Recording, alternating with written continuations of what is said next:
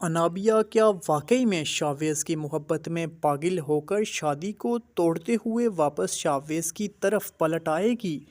کیا وہ اویس کے ساتھ ایک بار پھر سے گرگٹ کی طرح رنگ بدلتے ہوئے، اس سے بے اعتمادی کرتے ہوئے، اس سے جان چھڑاتے ہوئے واپس شاویز کی طرف لپکنے میں اپنی بہتری محسوس کر پائے گی؟ کیا وہ اپنے گھر والوں کے یقین کو، اپنے گھر والوں کی عزت کو زمیں بوس کر کے لوگوں کے قدموں تلے روندنے میں